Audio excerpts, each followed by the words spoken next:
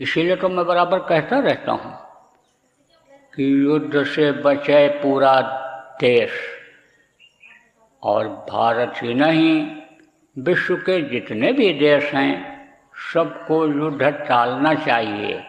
युद्ध से, लड़ाई से, जंग से बचना चाहिए।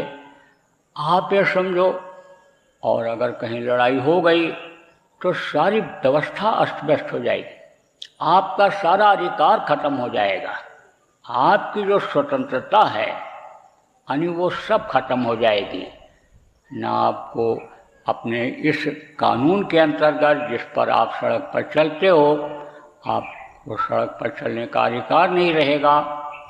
कह दिया खाली कर दो, सड़क पर कोई जाएगा नहीं, मिलिट्री की गाड़ियाँ जाएंगी, फौज जाएगी, तो आपको कोई चलने देगा?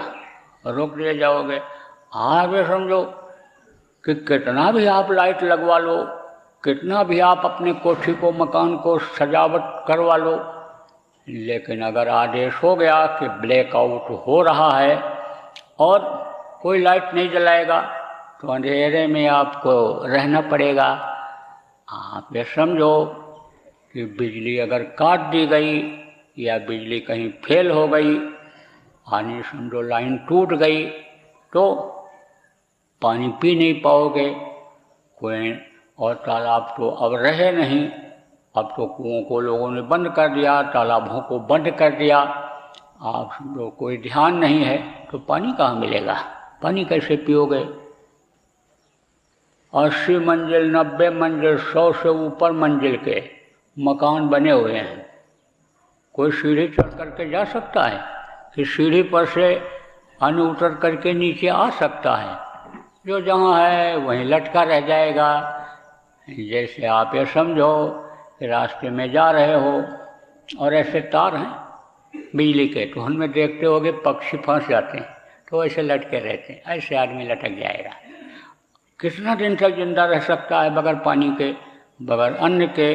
कितना दिन जिंदा रह सकता है? शरीर तो कमज़ोर होगा ही, उतरते उतरते सीढ़ी पर ही गिर जाएगा, वहीं ख़त्म हो जाएगा।